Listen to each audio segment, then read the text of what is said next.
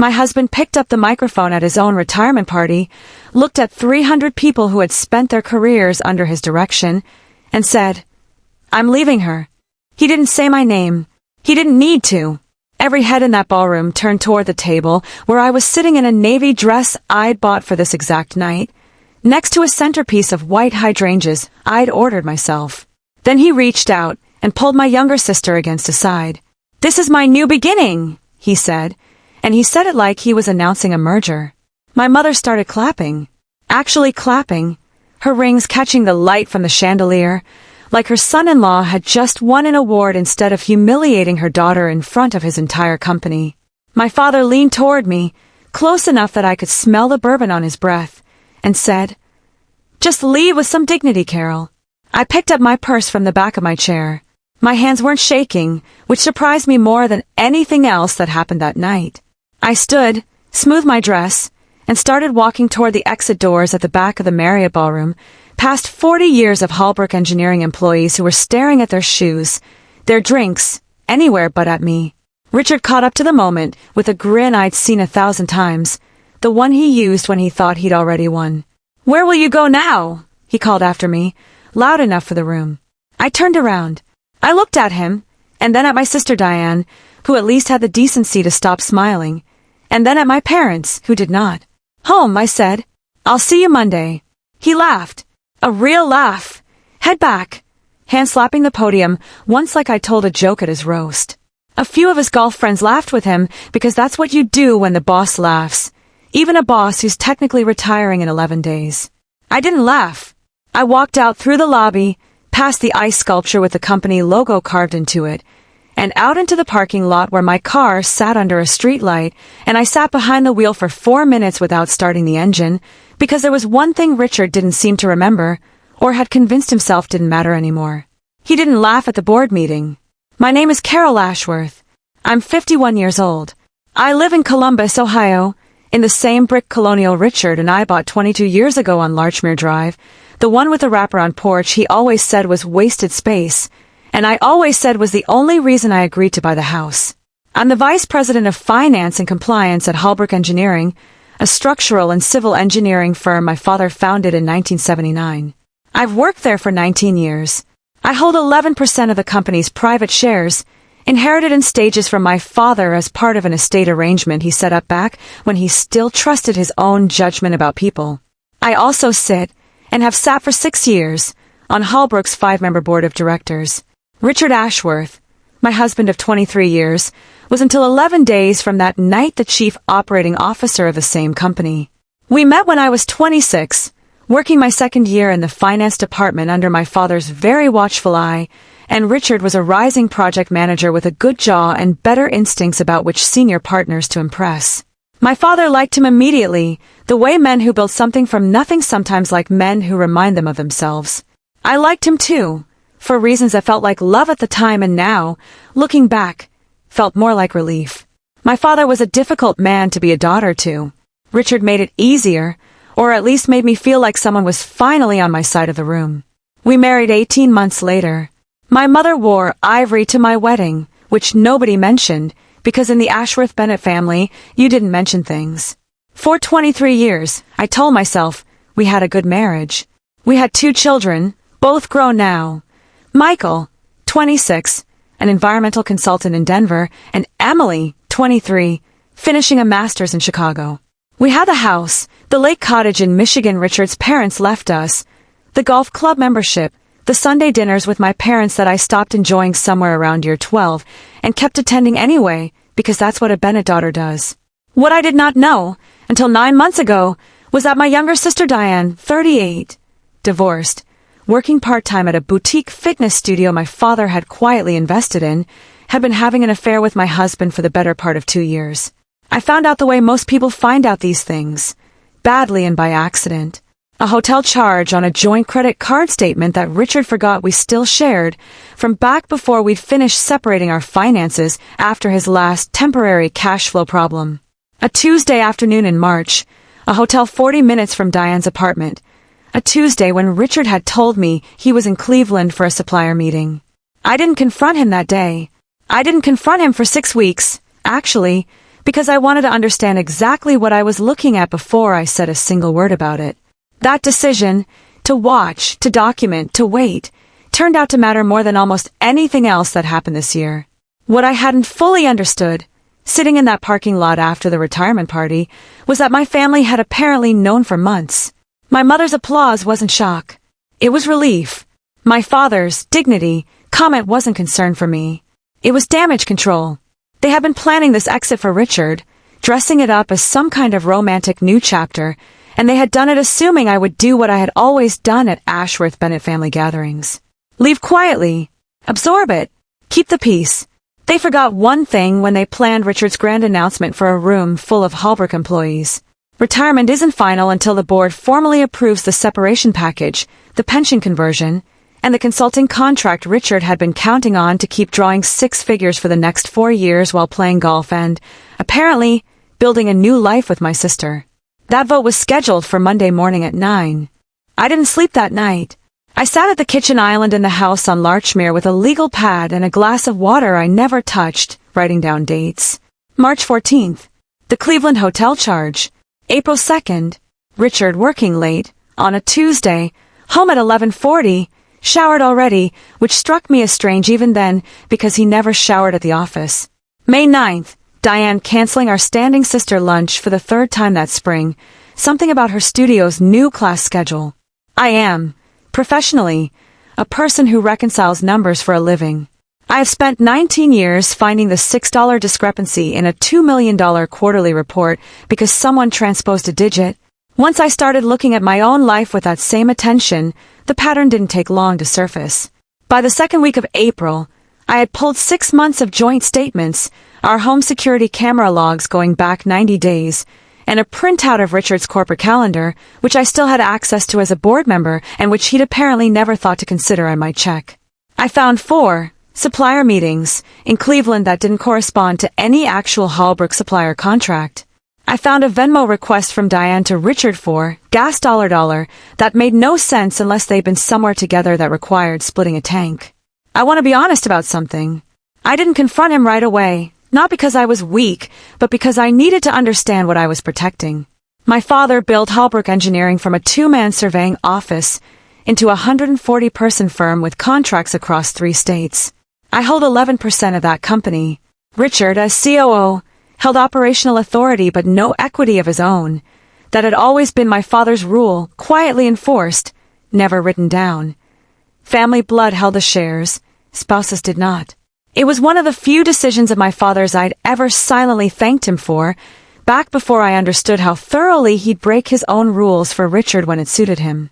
What I needed to understand before I said anything was whether this was a private betrayal or a strategic one.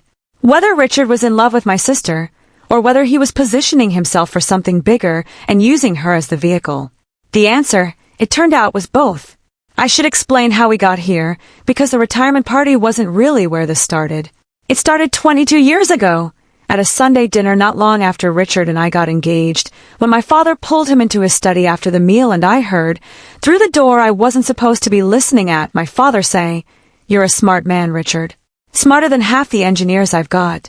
Just remember whose name is on the building." Richard laughed that night, too. The same laugh from the ballroom, easy and confident. A laugh that told you he'd already decided the comment was a compliment and not a warning. For the first decade, Richard worked hard and worked well. He earned his promotions. I want to be fair about that, because the story is more honest if I am. He became Director of Operations at 34, COO at 41, and along the way my father started treating him less like a son-in-law and more like the son he'd never had. My father had only daughters, Diane and me, and I think some part of him never fully made peace with that. I noticed the shift around year 15. Small things. My father would call Richard directly about board matters before looping me in, even though I was the one who actually sat on the board and Richard, technically, reported to it. Richard started attending strategy dinners I wasn't invited to, just the operations side, he'd say, and I let it go because pushing back on my father took an energy I didn't always have. 2 specific incidents stand out from those years, the kind of thing that seems small until you're standing in a parking lot at 11 at night rewriting the whole story in your head. The first was 6 years ago, when the board restructured equity distribution after my grandmother's estate finally settled. My father proposed giving Richard a small operational equity stake, 2%. For retention purposes, he said, since a competing firm in Pittsburgh had reportedly tried to recruit him. I voted against it, not because I didn't trust Richard, not back then, but because it broke the rule my father himself had set, and because something about the timing felt less like retention and more like Richard had asked for it. The motion failed, 3 votes to 2. My father and Richard's biggest advocate on the board, a family friend named Walt Corrigan, outvoted by me, my sister-in-law's cousin who held a small stake, and a longtime family attorney who sat on the board as a neutral. I remember Richard being unusually quiet at dinner that week. I remember thinking it was disappointment. I understand now it was calculation. The second incident was 3 years ago, when Diane's marriage to her ex-husband, Paul, ended. She moved back to Columbus with almost nothing, and my parents helped her open the fitness studio, Pulse Columbus, with $110,000 structured as a business loan from a Bennett family trust my father controls. Richard was the one who negotiated her lease. Richard was the one who reviewed her business plan as a favor. Richard was the one who drove out to help her move in over a weekend. I was at a compliance conference in Chicago. At the time I thought, that's kind of him. My sister needed help, and my husband gave it. I told friends how lucky I was to have married someone who treated my family like his own. I didn't understand, until I sat down with those months of records in April, that treating my family like his own had a much more literal meaning than I'd ever let myself consider. What finally cracked the whole thing open wasn't the hotel charge, or the Venmo request, or even the calendar discrepancies. It was a single line item I found while reconciling the Pulse Columbus loan repayment schedule for an unrelated audit in May, something I only had access to because I sit on the Trust Oversight Committee, a technicality nobody had bothered to strip from me. Diane had missed 4 consecutive loan payments over the past year. And yet the loan balance, according to the Trust's own books, had gone down. Someone had been covering my sister's payments without telling anyone, without my father knowing, without the Trust's own records reflecting where the money had actually come from, beyond a vague notation that read, in Richard's own handwriting on the physical ledger my father still insisted on keeping, "Advance covered will reconcile."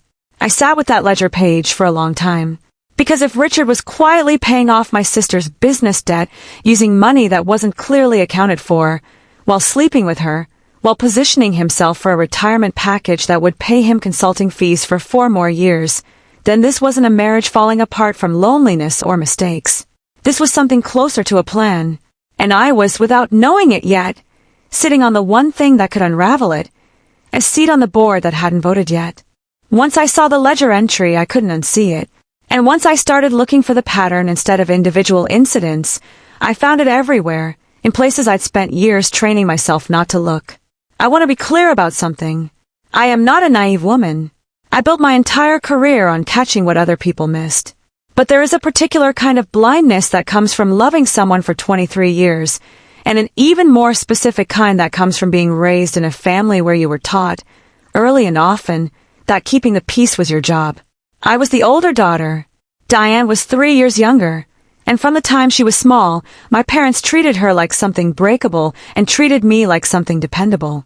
When Diane forgot her lines in the 4th grade play, my mother cried about how sensitive she was. When I forgot mine, my father told me on the car ride home that Bennetts don't make excuses. When Diane's first marriage fell apart, the whole family rallied for 18 months of Sunday dinners built around her grief. When my first pregnancy ended in a miscarriage at 11 weeks, my mother told me at dinner 2 days later that these things happen for a reason, and then asked if I'd try the new caterer's stuffed mushrooms. I'm not telling you this to complain about my childhood. I'm telling you because it explains exactly why it took me so long to see what was happening in my marriage, and why my family found it so easy to assume I'd absorb this latest betrayal the way I'd absorbed every other one. Here is what the pattern actually looked like once I stopped explaining it away. Richard had, over the past 3 years, systematically shifted his loyalty and his financial entanglements toward my side of the family in ways that had nothing to do with love and everything to do with leverage. The equity stake he tried for 6 years ago wasn't retention. It was a first attempt at ownership. When that failed, He pivoted to something less visible, control through dependency.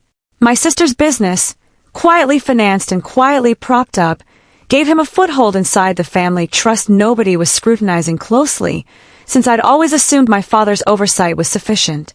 My father, aging and increasingly comfortable letting Richard handle the details, gave him operational reach that exceeded his actual authority. And I gave him 23 years of assuming the best. I found the second warning sign buried in an email chain from 14 months earlier, one I'd been copied on but never fully read because it was buried under 60 other messages that week. Richard had proposed, to my father and Walt Corrigan, an amendment to the succession plan, the document that would determine what happened to operational control of Hallbrook Engineering after my father's eventual retirement or death.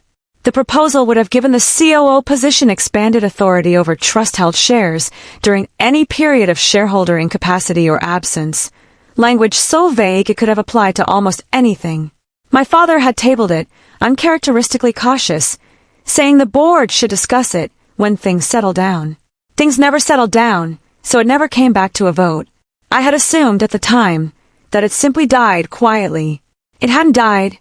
I found 3 more email threads over the following 10 months where Richard raised it again privately with Walt, always outside of formal board channels, always framed as just protecting the family's interests if something happens to your father. I called Walt Corrigan on a Thursday afternoon in May, 6 weeks before the retirement party, and asked him directly what he knew about the succession proposal. Walt is 74, has known my father since they were both 26 years old working for the same civil engineering outfit in Toledo, and has never in his life lied to me, as far as I know. "Carol," he said, and there was a long pause on the line that told me everything before he said another word. I told him it wasn't my place to push that through without you and your father both fully on board. "I want you to know I told him that." "But he kept asking," I said. "He kept asking," Walt agreed. That was the moment the pattern fully assembled itself in my mind, all at once, like a photograph developing. Richard wasn't leaving me for my sister out of some late-life, romantic impulse. He was leaving a marriage that had already given him everything it could give him: the title, the operational control, the trust, the access, for a woman who represented one more asset he hadn't fully claimed yet. If he married into the family a second time, through Diane, while retaining his consulting contract and his relationships with my father and Walt, he would still be inside the tent. He would still have access to the trust, to the succession conversation, to the company my father built. He would simply no longer need me for any of it. I sat with that for 3 days before I told anyone. Not because I doubted it, but because I needed to decide what to do with it, and I have never been a woman who acts before she's certain. What I noticed, once I let myself really look, was something I'd overlooked for months. Richard had stopped arguing with me. Not about anything. Not about the kids. Not about money. Not about his schedule. Not about the growing distance between us that I'd chalked up to 2 people coasting through year 20 of a marriage. A man who stops arguing with his wife isn't a man who's given up. In my experience, it's a man who's already decided he doesn't need to win anymore because he's already gotten what he wanted, and the marriage itself has become a formality he's simply waiting to close out on his own timeline. I started documenting everything after that. Not out of anger, though the anger was there, quiet and controlled, sitting under my ribs like a low hum I'd learned to work around. I documented because I finally understood, 19 years into a finance career built on catching what other people missed, that I had missed something enormous in my own home. I confronted Richard on a Sunday evening in June, 3 weeks before the retirement party, in the kitchen on Larchmere Drive, with a ledger printout and 6 months of documentation sitting in a folder on the counter between us. I didn't yell. I want that on the record, if only for myself. I laid out what I knew, the hotel, the loan payments, the succession proposal, in the same flat, organized voice I use when I'm walking the board through a quarterly variance report. Richard didn't deny it. That surprised me more than the affair itself had. He poured himself a scotch, leaned against the counter, and said, "You've always been better with numbers than with people, Carol. You know that about yourself." "Is that a yes?" I said. "It's complicated. It's not actually. You've been sleeping with my sister for 2 years. You've been covering her loan payments with money that isn't clearly accounted for.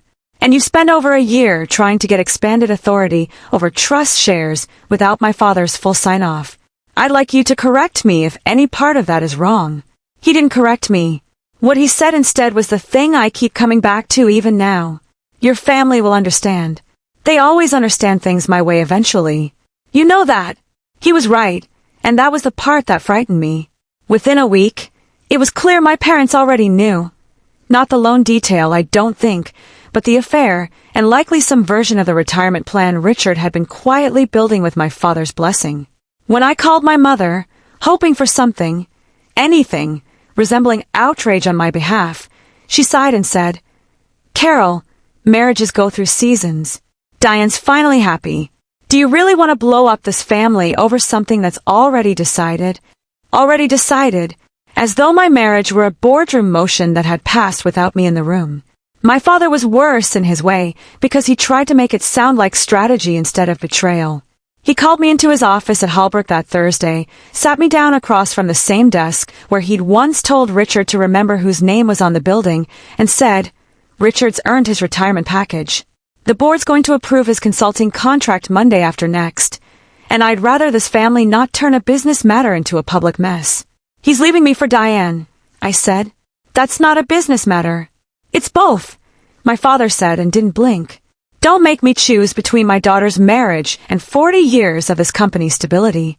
I left his office and drove straight to the Pulse Columbus parking lot, where I sat outside and watched my sister through the front window teaching a 6 p.m. spin class, laughing with her students, glowing in exactly the way a woman glows when she believes she's finally won something. I didn't go in. I wasn't ready for that conversation yet, and some part of me suspected it wouldn't go anywhere useful even if I tried. Over the next 2 weeks, the family closed ranks with a speed and coordination that told me this had been rehearsed longer than I'd realized. My mother stopped answering half my calls. My father started scheduling board matters through Walt instead of through me, cutting me out of conversations I was legally entitled to be part of. Diane sent one text, "I know this is hard, but I hope eventually you can be happy for us," that I read 4 times and never answered. And then came the retirement party invitation, 3 weeks out, framed by my father's assistant as a surprise celebration for Richard's 22 years of service. I understood, reading it, exactly what it actually was. A stage. A way to announce the new arrangement publicly, with enough witnesses and enough champagne that walking it back would become socially, if not legally, impossible. My father's dignity comment that night wasn't improvised.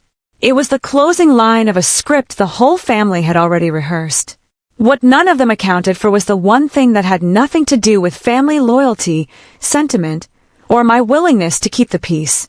The retirement package Richard needed, the pension conversion, the 4-year consulting contract worth roughly $640,000, and crucially, a proposed amendment granting him continued advisory access to trust-related succession matters, required formal board approval. 5 votes. My father, Walt Corrigan, the neutral attorney, my sister-in-law's cousin, and me. I had never resigned my seat. Nobody had asked me to, because nobody imagined I'd use it. 2 days before the party, I did something I hadn't told anyone I was planning. I drove to the office of Marjorie Hale, an employment and corporate attorney I'd worked with years earlier on an unrelated compliance matter, and I laid out everything. The loan discrepancy, the succession proposal, the affair, the timing of the retirement package. Marjorie listened without interrupting, the way good attorneys do, and then said the sentence that steadied me more than anything else had in 6 weeks. "Carol, nothing your family has done makes your vote go away. You're still a shareholder. You're still on the board. Emotionally, they may have already decided this. Legally, they haven't decided anything yet." I asked her what would happen if I simply voted no on Monday. "Then the package doesn't pass as written," she said, "and they'll have to explain to the rest of that board, and possibly to outside counsel, exactly why they were rushing through a $640,000 exit package and a trust access amendment 11 days before a scheduled board review, time suspiciously close to an executive who happens to be having an affair with a shareholder's sister." I didn't say anything else that afternoon. I just sat in her office and, for the first time in 6 weeks, let myself feel something other than controlled. Which is why, standing in that ballroom 2 nights later, watching Richard pull my sister against his chest and call her his new beginning, Watching my mother clap and my father tell me to leave with dignity, I didn't feel the humiliation they expected me to feel. I felt something closer to relief, because they had just confirmed, in front of 300 witnesses, exactly what kind of Monday morning they were walking into. Monday morning, I was in the boardroom at 8:45, 15 minutes early, the way I always am. Marjorie had prepared a formal memo for the board. Not a legal filing, nothing dramatic, just a shareholder's written request that any vote on Richard's consulting contract and the proposed trust access amendment be tabled pending an independent review of recent loan disbursements from the Bennett Family Trust. I'd had copies printed and placed at every seat before anyone else arrived. Walt Corrigan came in next, saw the memo, and didn't say a word. He just sat down and read it twice. My father arrived at 8:58, already talking about the agenda, already assuming this would go the way every board meeting of his life had gone. He stopped mid-sentence when he saw the memo in front of his own chair. "What is this?" he said. "It's a request for a delay," I said. "Not a scandal, Dad. A delay. Until we understand where the money covering Diane's missed loan payments actually came from, and why Richard's been trying to get expanded trust authority written into his exit package for over a year without bringing it to the full board." Richard walked in at 9:02. Late for the first time in 19 years I'd known him to attend a board meeting, and I watched his face when he saw the memo. He didn't panic. Richard never panics. But something behind his eyes recalculated, fast, the way it does when a man realizes the room isn't the one he prepared for. "Carol, this is beneath you," he said. "No," I said. "What was beneath me was standing in a ballroom on Friday while you announced our divorce to 300 employees before you'd said a word to me privately. This is just Tuesday." The neutral attorney on the board, a soft-spoken woman named Ruth Okafor who rarely spoke first in these meetings, cleared her throat and said the sentence that ended up mattering more than anything I'd said. "I'd want to see that loan reconciliation before I vote on any contract involving trust-related authority. That's not optional for me." Walt seconded a motion to table both items pending review. It passed 3-2, my father and Richard's ally voting no, everyone else voting yes. Richard's $640,000 package did not pass that morning. Neither did the succession amendment. Reveal. The independent review Marjorie helped coordinate over the following 6 weeks turned up something none of us had fully anticipated. The missing loan payments weren't just quietly covered, they'd been covered using a small, informal side account Richard had set up 2 years earlier under the name R. Ashworth Consulting LLC. Funded in part by 2 advisory fee, invoices billed to Holbrook Engineering for work that, according to the actual project logs, had never been performed. Roughly $38,000 over 18 months, dressed up as legitimate consulting expenses, quietly routed to cover Diane's business debt, and twice, a joint credit card charge that had nothing to do with either of them. It wasn't the affair that finally moved my father. It was that. He sat across from me in his office the week the review came back, older than I'd ever seen him look, and said, "I should have listened to you 6 years ago about the equity stake. You should have listened to me a lot of times." I said, and I meant it without cruelty. Just as a fact, the kind I deal in. Richard resigned from Holbrook Engineering that October, before the board could formally vote on termination, which everyone in the room understood was the only dignified option left to him. The consulting contract was never reissued. He repaid the $38,000 over 8 months under a settlement Marjorie negotiated to avoid a referral to the district attorney's office, my father's decision, not mine, and one I didn't fight, because watching Richard's name attached to a fraud investigation wouldn't have given me anything I actually wanted. The divorce finalized in April, 10 months after the retirement party. Ohio is an equitable distribution state. Nothing about the process was instant or dramatic. I kept the house on Larchmere. Richard kept the lake cottage, which turned out to need a roof he could no longer easily afford without a COO salary. Diane and Richard are still together, as far as I know. I don't ask. I see her at my parents' house on holidays now, briefly, both of us polite in the specific way people are polite when they've decided a relationship isn't worth rebuilding, but isn't worth destroying loudly either. She apologized once, in a text, 11 words long. I read it and didn't respond, not out of spite, but because I genuinely didn't know what an adequate response would look like, and I decided I didn't owe her one. My father and I are rebuilding something slower and more honest than what we had before. He amended the succession plan that winter, formally, with full board review this time, closing the vague language Richard had spent a year quietly pushing. I still hold my 11%. I was promoted to Chief Financial Officer the following spring, a role Walt had been quietly recommending for 2 years before any of this happened, one I'd never pushed for because I hadn't wanted to seem like I was competing with my own husband. I live alone on Larchmere now, in the house with the wraparound porch Richard always called wasted space. I sit out there most evenings, even in the cold, with coffee instead of wine, because I found I like being sober for the quiet. Michael flew in from Denver the week everything became final and helped me repaint the porch railing, a soft gray blue I picked without asking anyone's opinion first, which felt like its own small kind of victory. Emily calls every Sunday now, a new habit that started that October and never stopped. The thing I keep coming back to isn't the ballroom, or Richard's laugh, or even the board meeting where I watched his face recalculate in real time. It's the porch railing, actually, freshly painted, drying in the October sun while my son held the ladder and told me the color looked good. Richard called that porch wasted space for 22 years. He was standing in a ballroom telling 300 strangers about his new beginning while I was quietly finishing mine, in a color he never would have chosen, on a porch he never understood the value of. If the people who were supposed to love you unconditionally expect your silence in exchange for belonging, how much would you have to lose before you finally stopped giving it to them? Tell me what you would have done in the comments.